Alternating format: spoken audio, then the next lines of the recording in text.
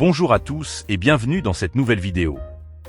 Aujourd'hui, on va parler d'un sujet qui touche beaucoup d'entre nous, le fait de ne pas avoir beaucoup d'amis. Vous savez, c'est souvent perçu négativement. Les gens pensent parfois que si on n'a pas beaucoup d'amis, c'est qu'il y a quelque chose qui cloche. Mais si je vous disais que ça peut être tout le contraire? Oui, vous avez bien entendu. Ne pas avoir beaucoup d'amis peut être un signe de quelque chose de très positif. D'abord, il faut savoir que le fait de ne pas avoir beaucoup d'amis peut être un signe d'intelligence. Les personnes qui choisissent de limiter leur cercle d'amis le font souvent parce qu'elles préfèrent se concentrer sur des projets à développer ou des occupations enrichissantes.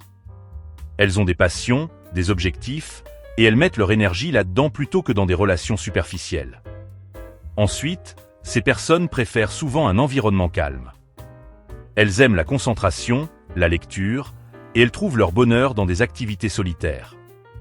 Elles n'ont pas ce vide intérieur que certaines personnes essaient de combler en multipliant les interactions sociales.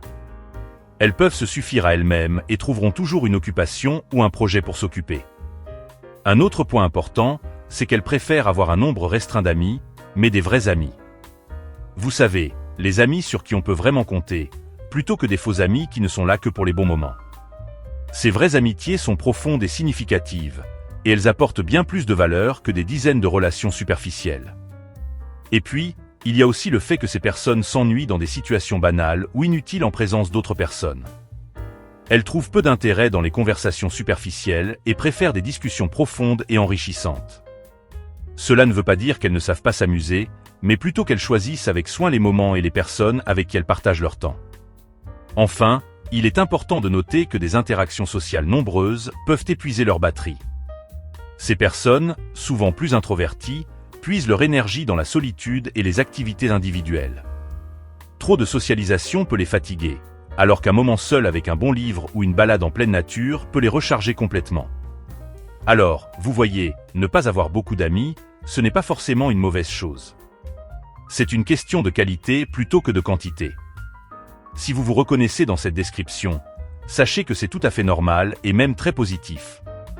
Vous savez ce qui est important pour vous, et vous ne perdez pas votre temps avec des relations superficielles.